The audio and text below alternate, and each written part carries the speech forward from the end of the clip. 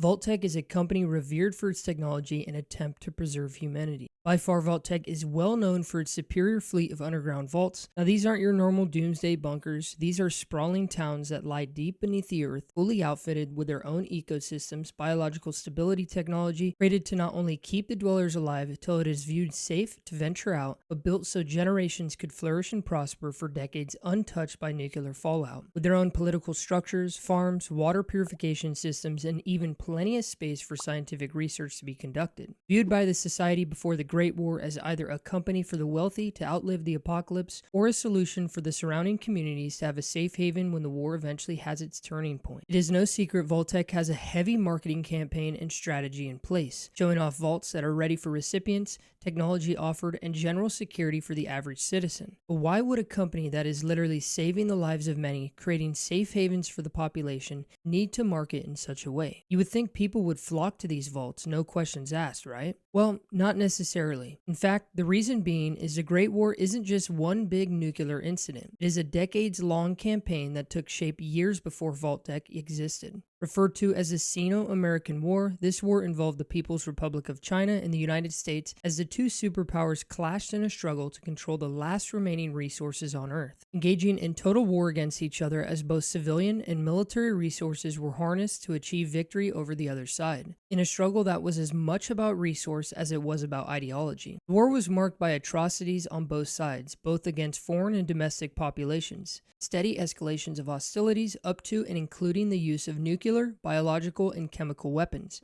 and gradual transition of both states into totalitarian dictatorship no different from each other. Resource shortages made this a war of position rather than the maneuver. The Sino-American War, culminating into the Great War, was the most destructive war in human history, resulting in unprecedented casualties amongst soldiers and civilians alike, due to the deployment of nuclear weapons on a global scale. Nuclear power was no new discovery to the world. In fact, nuclear technology was in full effect across the globe, with the American dream being fueled completely by nuclear power. Cars, electronics, engines, public transportation, everything was fueled by nuclear fission. With this in mind, the idea of total nuclear destruction wasn't real to people at this time. They knew the world was in bad shape, but most didn't actually think the nukes would get dropped, and if they did, at least not anytime soon. This is where Vault-Tec takes a sinister turn. With investors and research teams heavily interested in these vaults, they began to be bought out and created under the ideals of the individual involved. Whether that be a scientific government firm wanting to test specific human limits, or a tycoon wanting to have a field day with test subjects, these vaults would now stand for something more than the survivability of mankind and would move forward into a playground for social and inhumane experimentation, with companies including Vault-Tec eager to launch these vaults and fill them with hesitant inhabitants. They would go on to falsify nuclear disaster, creating distress and disarray in areas surrounding specific vaults to make the residents believe that nuclear war had begun. In truth, some of these were falsified just to get these vaults up and running. Now, not all vaults were this way, but most had an ulterior motive, some irradiating inhabitants, others cutting off food, even having the ratio between male and female dwellers far from even, just to see what would happen. Now, we know there were a lot of vaults that would put the residents in cryosleep, most not even aware this would happen. This is due to the end goal Vault-Tec really was trying to work towards, deciding there would be no Earth to come back to in the event of total nuclear war. The head of the enclave and the US government hatched a plan to build a starship that would take our best and brightest to a distant solar system in the hope of colonizing a suitable planet. Given the distance and time involved in such an endeavor, the starship would have to be multi-generational, but humanity had no idea how to keep humans alive during a voyage that would take hundreds of years. So Vault-Tec thought it could use the vaults to figure out the technology that would get the job done. One simple example of this is Sanctuary Hills. This is where the player starts their journey in Fallout 4. Player as well as other neighbors are spoken to by a representative of Vault-Tec, who informs them that they are seemingly for free and at random entitled to a spot in the nearby vault, Vault 111, where they will be safe from nuclear war. The nukes fall soon after and the player goes into the vault, where they learn the vault's true purpose. Now, if we take a look at Sanctuary Hill, where it's located and how you actually can get to it, and the fact that it's not connected to any other major towns, cities, or point of interest in the game or in the world. It's a seemingly small island with two ways in and out. One, the main bridge, and two, small path that leads directly to Vault 111. Another small clue is the fact that Sanctuary Hill was seemingly built by Vault-Tec. Reasons to believe this are the houses in Sanctuary all look pretty much the same with slight variation in color, pretty much identical to real real-life Lustrian houses, which are prefabricated steel houses developed in the post-war United States to house returning GIs and their families. These houses would be cheap, low maintenance, quick to build, and like the real-life counterparts, extremely durable. So to sum it all up, Sanctuary seemingly built by Vault-Tec with the same color schemes on a small island with only two ways out, one of them leading to a main vault, bringing inhabitants to this neighborhood, knowing that they would be fit for the vault, pushing them towards Vault 111. Then they go into the vault, and they get introduced with cryosleep. Most of them not even aware that this was actually going to occur, thinking they're just going to be in an underground bunker, but in reality, they're going to be set to cryo freeze. So at the end of the day, with how big Fallout universe is, and how many deep, intertwining lore stories there may be, what do you think the true meaning of Vault-Tec is?